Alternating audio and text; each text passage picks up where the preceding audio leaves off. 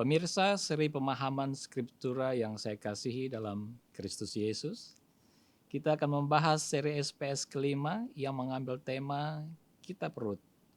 Pada bagian ke-39 ini, kita akan membahas tafsir Rut pasal 4 ayat 1 dan 2.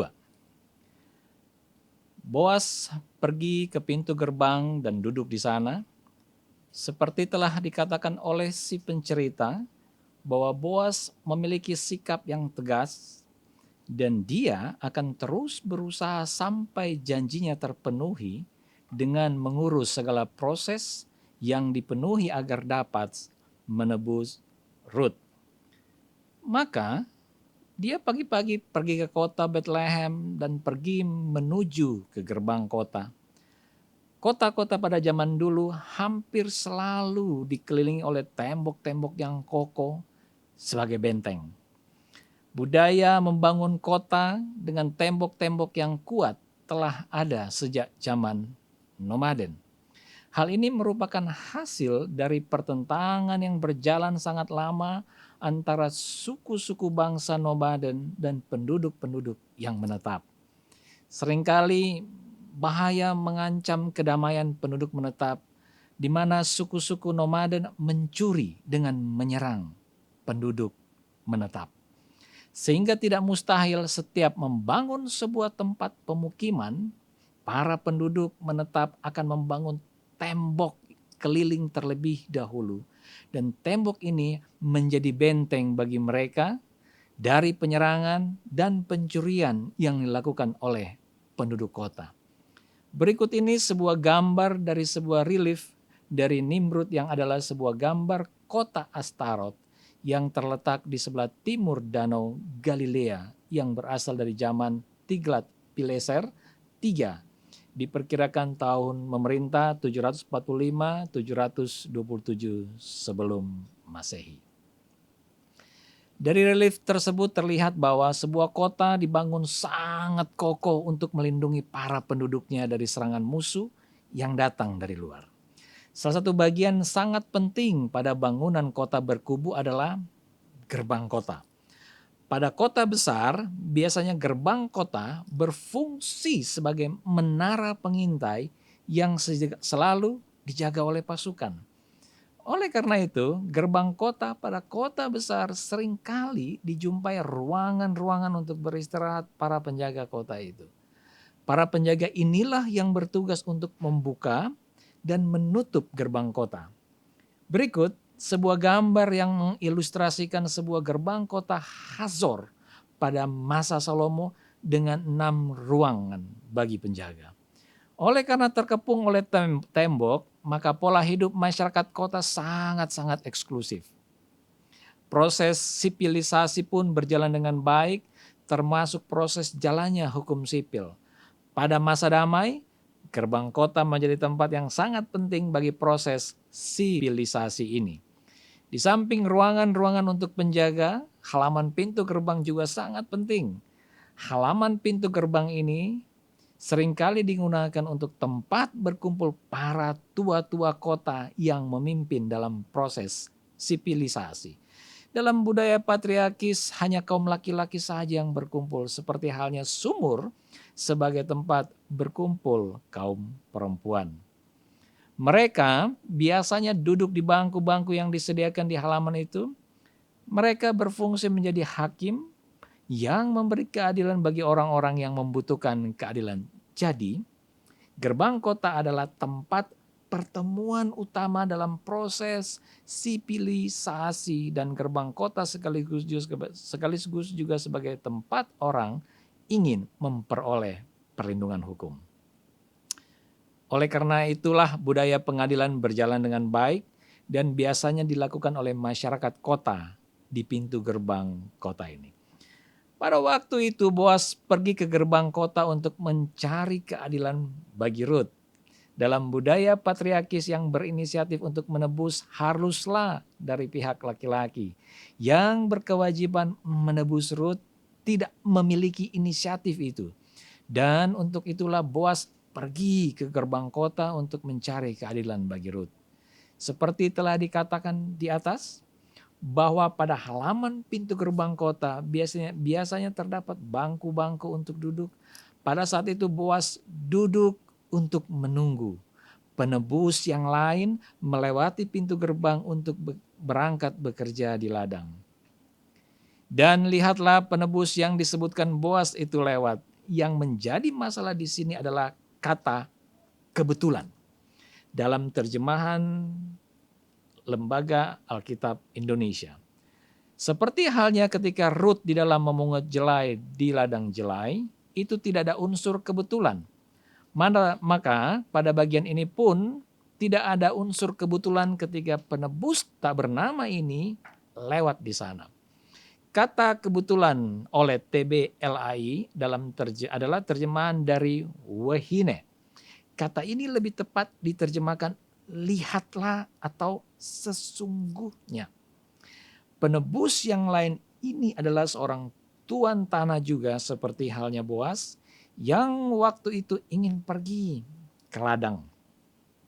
Dan tentu saja melewati pintu gerbang kota pada pagi hari. Boas tentu mengetahui momen ini. Sehingga pagi-pagi dia pergi ke gerbang kota supaya dia dapat bertemu dengan penebus yang lain itu. Jadi tidak ada unsur kebetulan di sini. Lalu dia, Boas, berkata, datanglah kemari, duduklah di sini. Maka dia datang dan duduk. Ketika Boas melihat penebus yang lain, itu melewati pintu gerbang kota untuk pergi ke ladang. Dia memanggilnya untuk duduk bersama. Yang menarik adalah sebutan Boas untuk penebus yang lain itu adalah Peloni Almoni. Atau dapat diterjemahkan NN. Mungkin lebih tepat diterjemahkan hai kamu NN. Penyebutan orang ini dengan NN memang disengaja oleh pencerita oleh karena dia tidak mau memperjuangkan hak-hak hidup kaum wanita. Karena penebus pertama ini tidak bersedia menanggung secara sosial dengan menikahi Rut karena konsekuensinya sangat berat, maka dia hanya pantas disebut sebagai NN.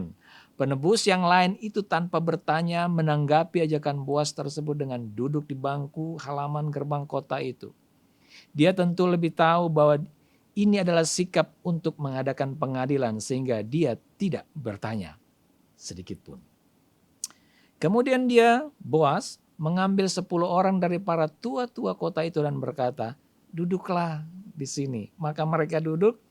Tugas tua-tua kota dalam hukum Deuteronomistis adalah untuk memberikan keadilan dalam permasalahan pembunuhan. Terdapat dalam Ulangan pasal 19 ayat 11-12, perkelahian karena keperawanan dalam Ulangan pasal 22 ayat 14-15, dan pernikahan levirat dalam Ulangan pasal 25 ayat 5 dan seterusnya. Boas memanggil tua-tua kota karena kompetensinya sebagai saksi atas perkara pernikahan levirat. Yang menjadi pertanyaan yang masih terbuka adalah mengapa Boas memilih 10 tua-tua. Pertanyaan tentang mengapa 10 tua-tua ini sulit untuk dijelaskan dalam tradisi Yahudi yang lebih muda, yaitu dalam tradisi Mishnah disebutkan bahwa jumlah 10 orang ini merupakan dasar bagi keberlangsungnya kebaktian Yahudi. Kurang dari 10, maka kebaktian yang dijalankan tidak sah atau tidak memenuhi quorum. Sampai sekarang tradisi ini masih diteruskan dalam tradisi Yahudi dan 10 orang ini disebut dengan minyam. Jadi kemungkinan ini berkaitan dengan sahnya putusan yang akan diambil dalam perkara ini. Jadi Boas berusaha memperjuangkan hak-hak Rut setuntas mungkin sehingga tidak ada permasalahan yang akan terjadi di kemudian hari. Ketika kita berharap kepada Sang Penebus sejati yaitu Yesus Kristus, maka kita akan mendapatkan pertolongan yang tepat. Amin. Soli Deo Gloria.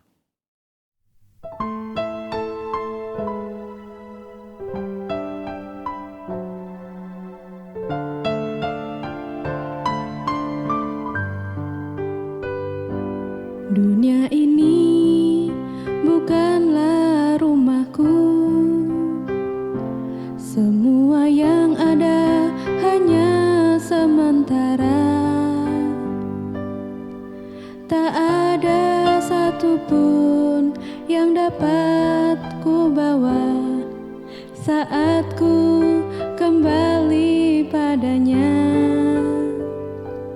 Ku sadari singkat hidup ini seperti embun pagi yang datang dan pergi. Selama ku hidup, senangkan hatimu. Ku yakin kembali padamu. Janjimu kan membawaku, di mana kau ada, aku pun berada. Ku nanti datangnya harimu, bila tiba saatnya, ingatlah aku, bahwa ku tinggal bersamamu. Janjimu kan membawaku, di mana kau ada, aku pun berada. Ku nanti datangnya harimu, bila tiba saatnya, ingatlah aku, bahwa ku tinggal bersamamu. Bila tiba saatnya, ingatlah aku, bahwa ku tinggal bersamamu. Bila tiba saatnya, ingatlah aku, bahwa ku tinggal bersamamu.